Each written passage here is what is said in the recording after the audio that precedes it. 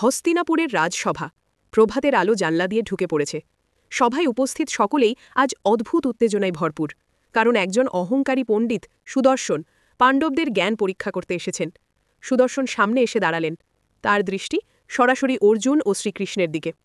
তিনি গর্জে উঠলেন, অর্জুন, তুমি মহাবীর, আর কৃষ্ণ, তোমাকে তো মানুষ ঈশ্বর বলে।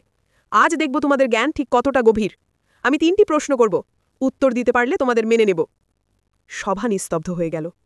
অর্জুন শান্ত আর কৃষ্ণ মৃদু হাসছেন, যেন সবই তার জানা। প্রথম প্রশ্ন। সুদর্শন বললেন, পৃথিবীর সবচেয়ে দ্রুততম জিনিস কি?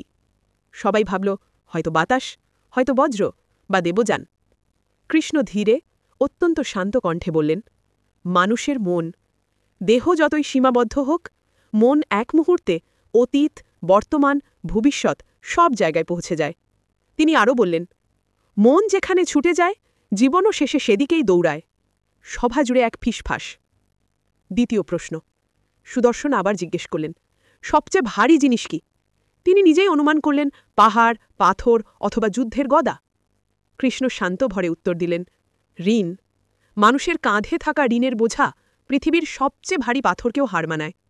এটা শুধু শরীরকে নয়, মনকে চেপে ধরে, ঘুম কেড়ে নেয়, শান্তি নষ্ট করে। সভায় নীরবতা নেমে এলো।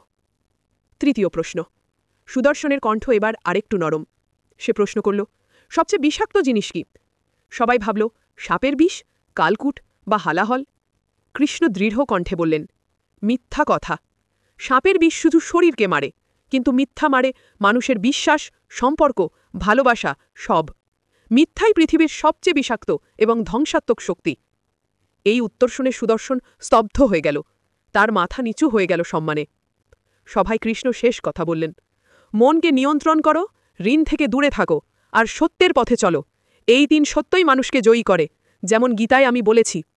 অর্জুন নম্র মাথায় কৃষ্ণের দিকে তাকালেন, তার চোখে শুধু কৃতজ্ঞতা।